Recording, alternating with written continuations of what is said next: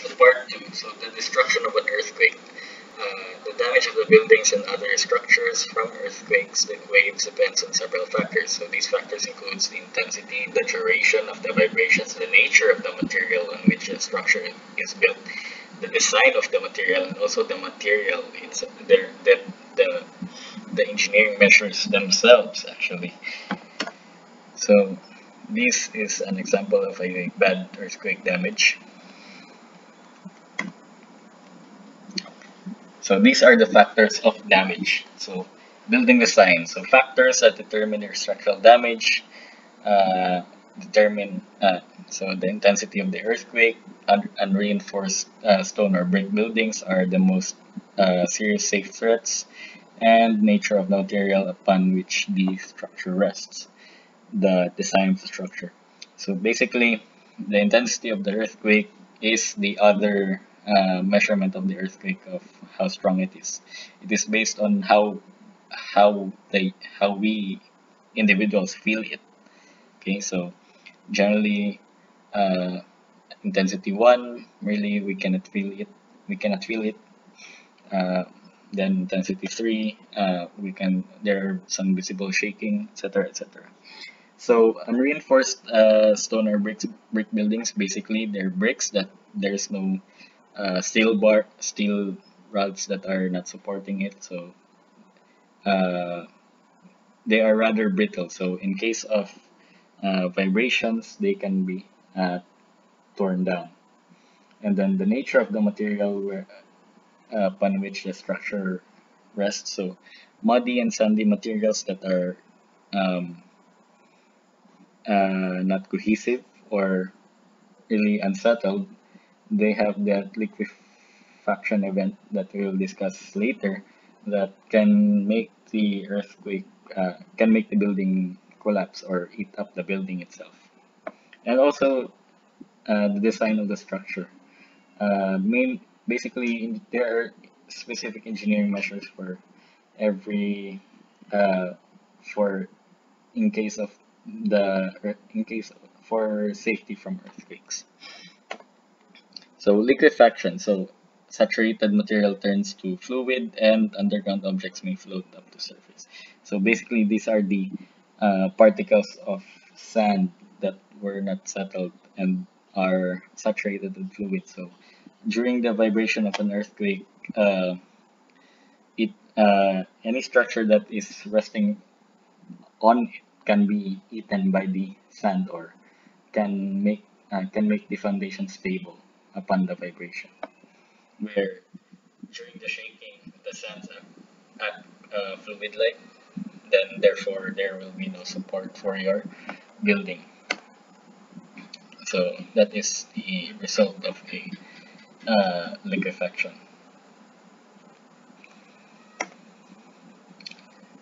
And then we have here tsunamis. So these are the secondary hazards from an earthquake.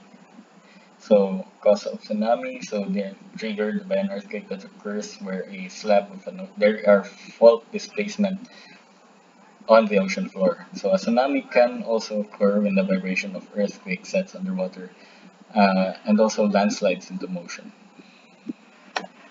So here we have here a fault displacement in the middle of the sea, and then when there is fault displacement, your water will be pulled, and when it recovers back, it will be uh, on a high speed with a large mass. So you can try experimenting this on a basin filled with water, then try to like punch a hole, not really punch a hole, but punching the water. So when there is some displacement at the middle of the water, the surrounding bodies of land will be affected by the tsunami.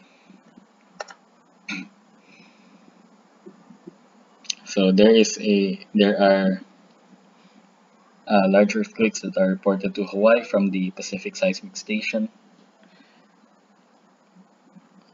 So although tsunamis travel quickly, there's sufficient time to evacuate all but the area closest to the epicenter. So other dangers, we have earthquake-induced landslides. So with so many earthquakes and some unstable slopes and ground, during the shaking, landslides can occur, and also your ground subsidence.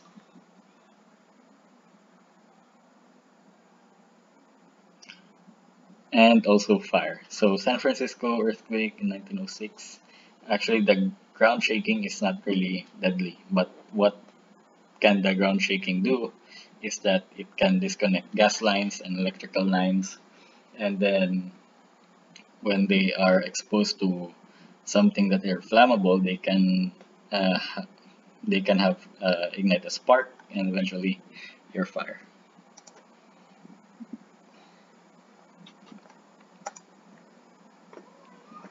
So predicting earthquakes. So far methods for short range predictions for earthquakes has not been successful.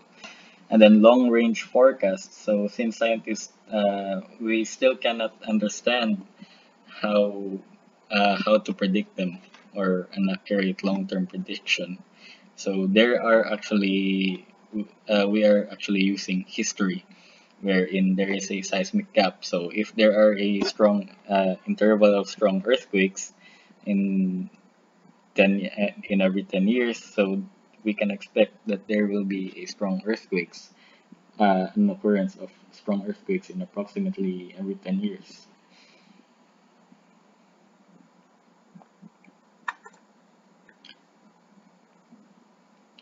So by using earthquakes, we were able to describe the mechanical layers of the earth. So we have the crust, mantle, and the core. So the crust is the thin, rocky outer layer where we live on and varies in thickness and roughly around 7 kilometers in oceanic regions, and continental crust averages around 8 to 40 kilometers and exceeds to 70 kilometers in mountainous regions. So remember how P waves and S waves were described earlier. So from the crust, we have P waves and S waves, and then we have here that they when they come into contact into something different, they will bounce off or be redirected, refracted rather. So it's the same as waves traveling through an object. So layers of the crust defined by your composition. So the continental crust, so we have the upper crust composed of granitic rocks, and then the lower crust more closely to basalt, with the average density of about 2.7 grams per cubic centimeters, and up to 4 billion years old. And the oceanic crust, which is about basaltic composition, with densities around 3 grams per cubic centimeter, and they are younger because they can, like discussed in the previous lesson, they are subducted in the trench. So they're younger, with the oldest around 180 million years or less than the continental crust. And then we have the mantle crust around, which have a depth of around 2,900 kilometers, and composed of the composition of the uppermost mantle is the igneous rock peridotite, which changes at greater depth, and the lower crust is actually composed of the mineral perovskite. Okay, and then the core, which is below the mantle, so a sphere of the radius of 3,486 kilometers and composed of iron nickel alloy, with the average density of nearly 11 grams per cubic centimeters. So the upper mantle is actually liquid and the lower mantle is solid. They discovered the upper mantle that, the what do you call this?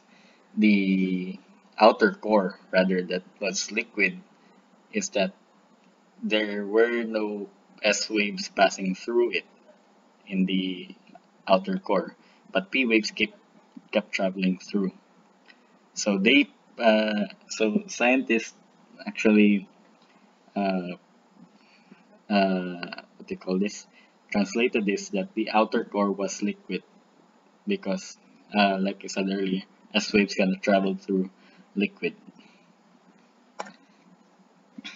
So by physical properties, we have the lithosphere and the crust in the upper mantle and cool rigid solid layer, and the asthenosphere, which is beneath the lithosphere, and the mainly composed of the upper mantle, has to a depth of around 660 kilometers. They are soft, weak layer, so they are actually a mechanical ductile layer.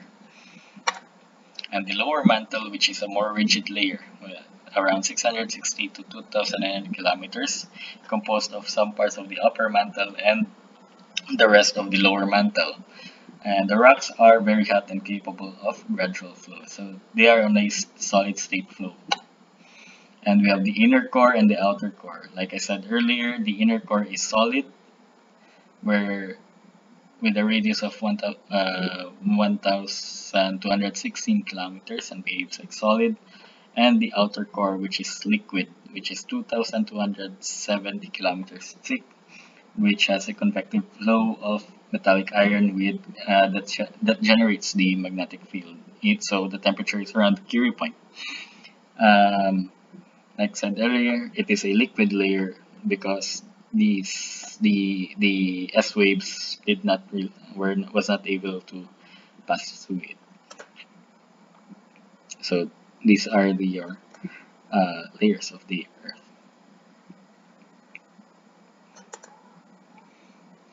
So discovering the Earth's layers. So we have the MOHO, or the morovisic discontinuity, where the velocity of seismic waves increases abruptly below 50-kilometer depth and separates a crust from the underlying mantle.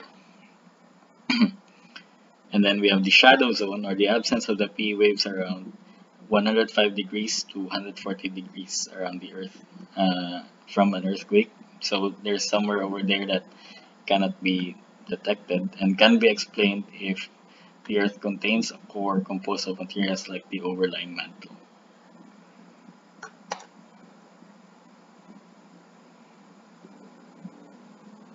So at some point over here is the shadow zone, where it cannot be traveled back for some reason. And the outer core, where the S waves cannot really pass through. That's how they detected it. And there were some different different seismic velocities. That's why they detected the inner core as well by the P waves.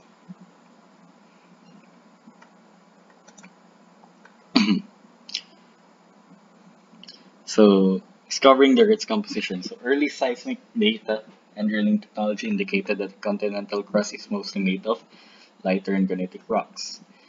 And the mantle composition is more speculative because they based it on how our ophiolites are composed, where they are directly coming from the mantle themselves. And the core is thought to be mainly dense iron and nickel, similar to metallic meteorites. So they were based on the cores of metallic meteorites. And the surrounding mantle is believed to be composed of rock similar to stony meteorites. And that's